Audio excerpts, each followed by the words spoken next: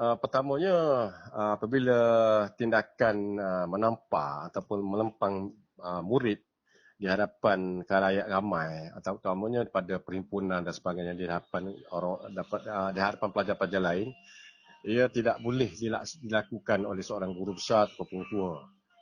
Kerana ia melibatkan maruah dan juga menjatuhkan moral murid tersebut untuk belajar. Walau macam mana pun, sekiranya ada berlaku kesalahan ataupun salah laku pelajar-pelajar tersebut masa perhimpunan, dia seharusnya ditangani oleh pihak kaunseling, pihak sekolah yang ada badan disiplin dan juga kaunseling. Tujuannya adalah untuk membentuk pelajar ataupun memberi nasihat yang secara cara berhemah supaya pelajar tersebut dapat mengenal pasti apa kesalahan dan juga dapat memahami apa kesalahan yang telah dia lakukan dan memperbaiki segala kelemahan tersebut. Kalau kita menggunakan kekerasan ataupun menggunakan satu perkara yang mengaibkan, ia akan menimbulkan satu protes dalam diri anak-anak tersebut.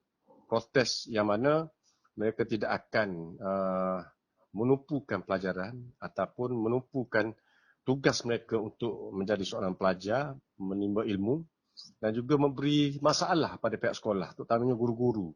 Tidak lagi rasa hormat pada guru-guru, tidak lagi rasa kasih dan sayang pada guru-guru, dan mereka menganggap guru-guru sebagai musuh mereka.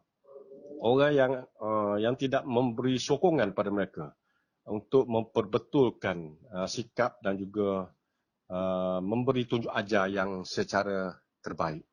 Ini yang tidak boleh ada sikap ataupun tindakan-tindakan yang sebegitu ataupun melempang pelajar di hadapan orang ramai. Memanglah kadang-kadang kita nak ajar ataupun nak beri tunjuk ajar, kita perlu kita boleh merotan. Kadang-kadang saya setuju sekiranya ada tindakan merotan pelajar yang saya setuju. Tetapi ia perlu antara guru tersebut dengan pelajar itu sendiri, dua orang dan seorang sebagai saksi. Tindakan itu boleh diambil di bilik pengetua ataupun di mana-mana yang tujuannya adalah untuk memberi pendidikan ataupun memberi pengajaran, bukan memberi hukuman kepada pelajar yang melakukan kesalahan. Di antara dua ni dia ada dua perkara yang berbeza. Satu hukuman, satu pengajaran. Jadi tindakan kita merotan pelajar ataupun mengambil tindakan fizikal pada pelajar atas dua perkara. Pengajaran. Untuk mengajar ataupun mendidik. Dan bukan sebagai memberi hukuman kepada murid tersebut. Dan kita kena jauhi daripada kita memalukan pelajar-pelajar tersebut di hadapan orang ramai. Itu pendapat saya. Sebenarnya guru tersebut sudah tahu, dia sudah ada garis panduan yang telah dikeluarkan oleh pihak kementerian. Undang-undang ini telah disebar luas pada semua sekolah-sekolah dan dimaklum pada guru-guru besar dan juga pengetua. Dan semasa kursus NPQEL pun, mereka rasanya telah diberikan pengetahuan yang jelas tentang garis panduan pengurusan pentadbiran sebuah sekolah. Jadi kalau berlaku perkara-perkara ini akibat nila setitik rosak susu sebelanga, saya rasa kementerian perlu mengambil tindakan ataupun memberikan surat tunjuk sebab kenapa tindakan tersebut telah dilakukan oleh pihak pengetua. Dan kalau nak ikutlah dari segi peraturan yang telah dikeluarkan. Kalau pengetua sendiri tidak dapat mematuhi peraturan yang telah diturunkan oleh kementerian, macam mana kita nak mendidik anak-anak kita mengikut peraturan? Sedangkan dia sendiri pun tidak mengikut peraturan. Dan untuk ibu bapa, bila ibu bapa tahu perkara-perkara sebegini, ia menganggap hubungan antara ibu bapa dengan pihak sekolah akan menjadi lebih renggang. Jadi oleh itu, saya haraplah supaya perkara ni sangat serius sebenarnya.